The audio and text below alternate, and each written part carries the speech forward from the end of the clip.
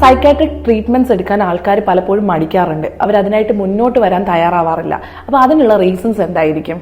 ഇതിന് മെയിൻ ആയിട്ടുള്ള റീസൺ എന്ന് പറയുന്നത് സ്റ്റിഗ്മ തന്നെയാണ്.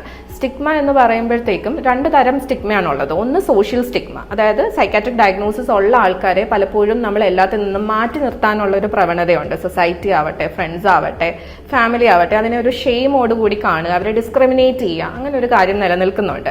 അപ്പോൾ ഈ സോഷ്യൽ സ്റ്റിഗ്മ കാരണം വേറൊരു ലെയർ, അതായത് ഈ പേഷ്യൻസിനെ ഇന്റേണലൈസ് ചെയ്യാണ്. അതിനെയാണ് സെൽഫ് പെർസീവ്ഡ് സ്റ്റിഗ്മ എന്ന് പറയുന്നത്.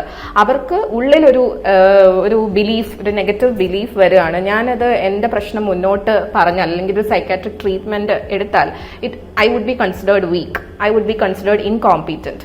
അങ്ങനെ ഒരു സ്റ്റിഗ്മ നിലനിൽക്കുന്നുണ്ട്. അതാണ് മെയിൻ റീസൺ. രണ്ടാമത്തെ റീസൺ എന്ന് പറയുന്നത് ലാക്ക് ഓഫ് അവയർനെസ്. അതായത് സൈക്കാട്രിക് ഡിസോർഡേഴ്സ് എന്ന് പറയുന്നത് റിയൽ മെഡിക്കൽ ഇൽനെസ് ആണ്. അതിന് മെഡിക്കൽ ട്രീറ്റ്മെന്റ് വേണം എന്നുള്ള ഒരു അവയർനെസ് ഇല്ല. പലപ്പോഴും ആൾക്കാർ വിചാരിക്കുന്നത് തനിയെ മാറിപ്പോവും, അല്ലെങ്കിൽ ഞാനൊരു ബ്രേക്ക് എടുത്താൽ അല്ലെങ്കിൽ ഒരു ട്രിപ്പിന് പോയാൽ മാറും എന്ന് വിചാരിക്കാറുണ്ട്. പക്ഷെ അങ്ങനെയല്ല. These are medical illness which require medical intervention. ആ ഒരു അവയർനെസ് കൊണ്ടുവരേണ്ടത് ആവശ്യമാണ്.